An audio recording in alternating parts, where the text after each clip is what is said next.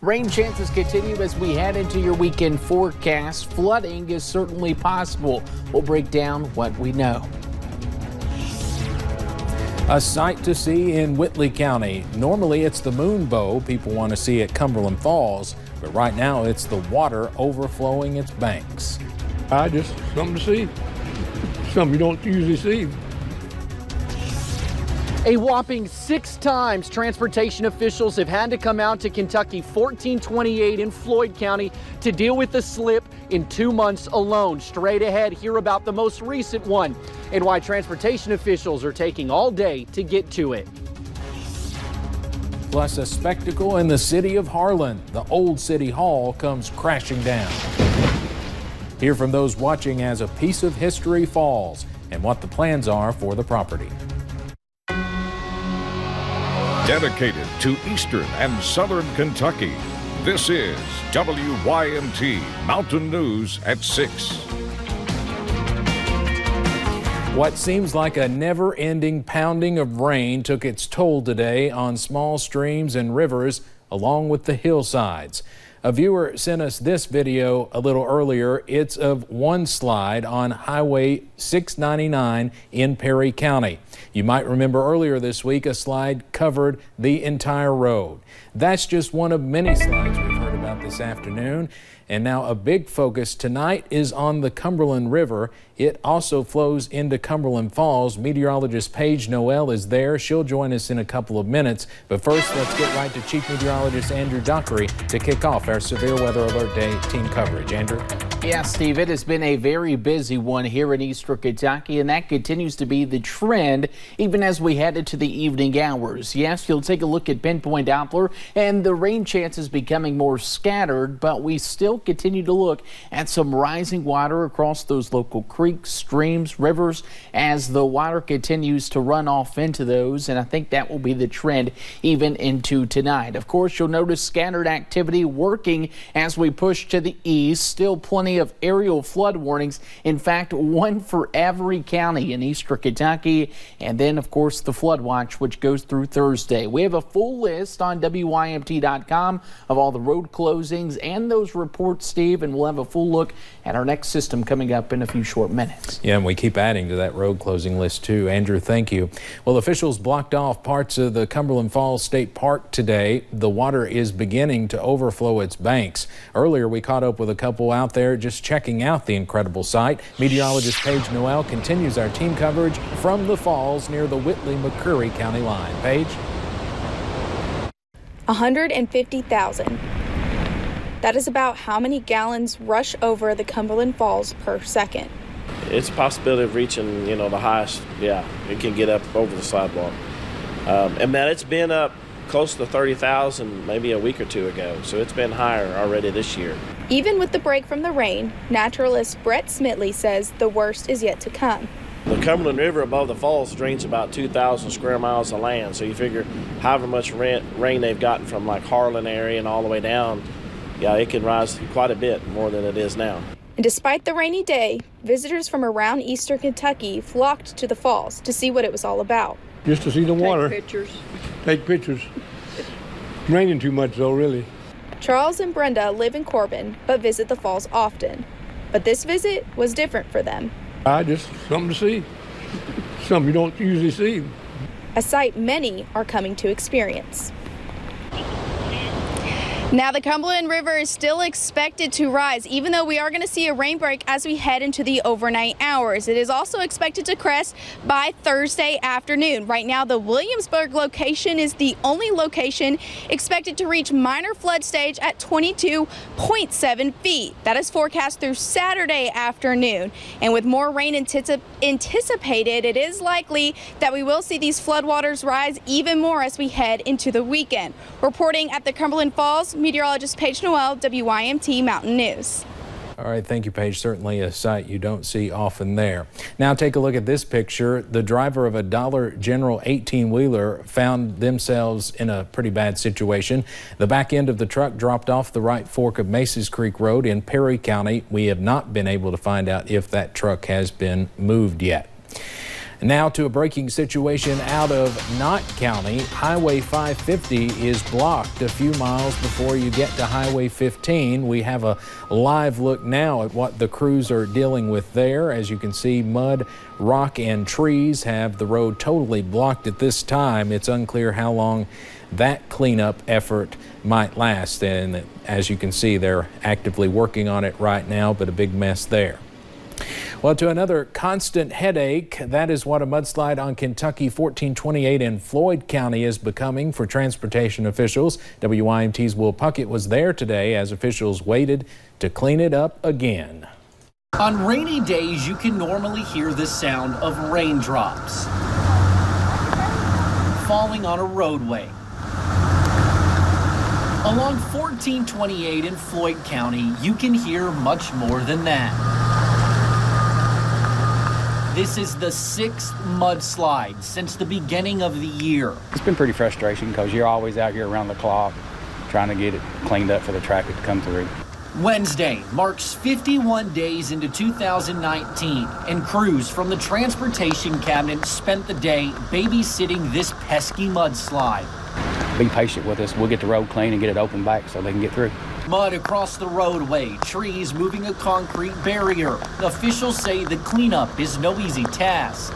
You never know when it's going to break loose and come again, so we just try to monitor that to try to keep an eye out for them and make sure that they're safe in there when they're working. As the mud and water flows from above, cascading down the hillside, officials say they'll get to work when Mother Nature lets them. They're going, hopefully, if the weather permits, which I kind of doubt it. As they wait to clean up a slide that just won't stop. In Floyd County, Will Puckett, WYMT Mountain News. And we have not received word on if 1428 is back open tonight. Again, we have a list on WYMT.com of the road closings we know about, and of course we'll continue to update that throughout the evening. Now, if Lake Cumberland keeps on rising like it is, we could see a record-breaking month there. The U.S. Army Corps of Engineers says the current elevation of Lake Cumberland is at 741 feet. That's just about 10 feet below the record set in 1984, and many of you probably remember the flooding that year. Today, access to Burnside Island was limited because rising waters basically swallowed the boat ramp. It's awful. We get another 5 inches of rain, 4 inches of rain this weekend. We won't be sitting right here, I don't believe.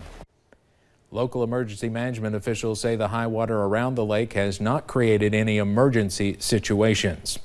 And just a reminder, you can always find the latest weather conditions on the WYMT weather app. See live radar and zoom right into your neighborhood. Also learn about the latest warnings and advisories. You can find it at the Apple and Google Play stores. All of this rain and a lack of money is slowing down progress on a project in Corbin. City Utilities Commission officials say sewage is spilling out of manholes on Master Street. They say old pipes are to blame, something that's been an issue for years, and heavy rain this week has certainly not helped. Now they are actively seeking funding to repair the manholes and get them fixed hopefully within the year. Several schools dismissed today because of the flooding threat. Others have closed the rest of the week because of sickness. The main threat to your kids right now appears to be the flu. WYMT's Taylor Upchurch talked to a pharmacist about the uptick in cases, and she's in the newsroom. Taylor? Staff at Jenkins High School say several students went home early on Friday to recover from an array of illnesses, particularly the flu. But when Monday rolled around, attendance did not get any better. In fact, it dropped to 80%. With 5 of 10 NTI days already used for winter weather, school officials closed for the rest of the week, hoping medicine and disinfecting services will keep them in session for the rest of the year. Boggs Pharmacy prepares for more visitors during flu season, but says this year seems worse than most. Over the last couple of days, we've gotten busier and seen more cases of the flu coming in. We have probably sold at least 10 Tamiflu prescriptions each day over the last few days.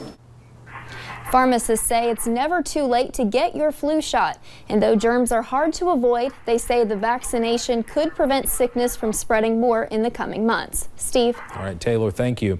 Some of the other school districts closed the rest of the week include Pike and Floyd counties. For all of those school closings and a list of churches that have canceled services for tonight, just head over to WYMT.com or take a look at the bottom of your screen. Fake money now found in Letcher County. Boggs Pharmacy in Jenkins recently received a counterfeit $100 bill. Pharmacists discovered the fake money a couple of days ago. The bill looked real from the front, but when flipped to the back, Chinese symbols were found. To keep from being scammed, they scan each bill before putting it in the register. Owners say they heard reports of similar bills floating around and hope to warn other businesses to be on the lookout. To be vigilant about checking every single bill. And also individuals need to be aware of the money they're receiving, because the individual that gave this one to us may or may not have known they had it in their possession. If you come across fake money, call police or take it to a nearby bank where tellers can file a report. A very hot topic happening now in Floyd County. People filled a gym to hear Martin City officials lay out their plans to annex part of the county. It's a proposal that has many upset, and tonight the mayor left before taking any questions. WYMT's Justin Case is there live with more on this heated debate. Justin?